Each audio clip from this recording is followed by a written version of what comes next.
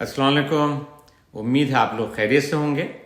اس سے پہلے والی ویڈیو میں نے آئی بی ایس یا اریٹیبل باؤل سنڈروم کی سمٹمز، ڈائگنوسس اور ٹریٹمنٹ کے متعلق تفصیل سے بات کی تھی.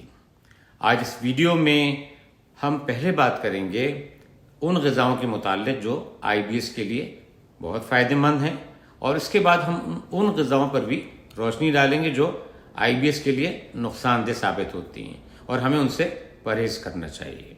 اس سے پہلے کہ ہم آگے بڑھیں، ان حقائق کو جاننا بھی آپ کے لیے بہت ضروری ہے. آئی بی ایس ہمارے ڈائجسٹو سسٹم کا ایک بہت ہی کامن ڈس آرڈر ہے جو کہ ہماری لارج انٹسٹین یا بڑی آنت کو متاثر کرتا ہے. اس بیماری سے دنیا کی 10 سے 15% آبادی متاثر ہے. زیادہ تر لوگ اس سے متاثر ہوتے ہیں، ان کی عمر 35 سال سے کم ہوتی ہے اور ان میں اکثریت جو ہے خواتین کی ہوتی ہے. یہ وہ بیماری ہے جس کی ڈائگنوسس نہیں ہو پاتی کیونکہ لوگ ڈاکٹر سے رجوع ہی نہیں کر پاتے. آئیے دیکھتے ہیں وہ کون سی غذائیں ہیں جو آئی بی ایس کی علامات میں کمی کا باعث ہوتی ہیں. ڈیکریز فوڈ میپ ڈائٹ، جی ہاں، فرمینٹڈ اولیگوسیکرائڈس، ڈائیسیکرائڈس، مونوسیکرائڈس اینڈ پولیولز.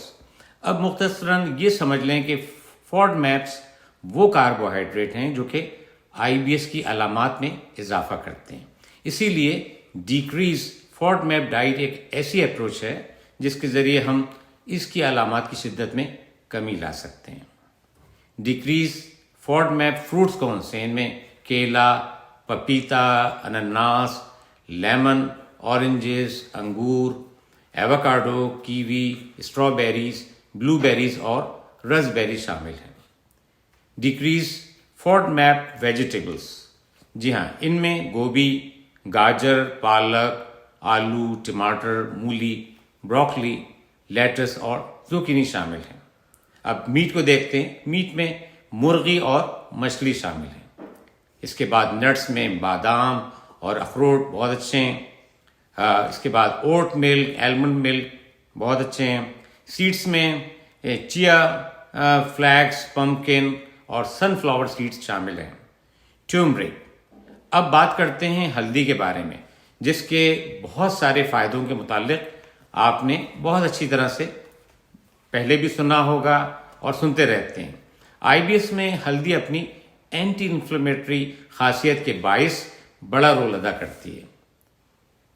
2004 میں ہونے والی ایک ریسرچ اسٹڈی جو کہ journal of alternative and complementary medicine میں بھی شائع ہو چکی ہے، اس کے مطابق 207 آئی بی ایس کے لوگوں کو ٹیومرک دی گئی اور یہ دیکھا گیا کہ 75% لوگوں کو اس سے بہت فائدہ ہوا. اب دیکھتے ہیں کہ وہ کون سی ایسی غذائیں ہیں جو اس بیماری میں ہارمفل ہیں اور ہمیں ان سے پرہیز کرنا چاہیے. ڈیری پروڈکٹس جس میں دودھ، دہی، پنیر وغیرہ شامل ہیں.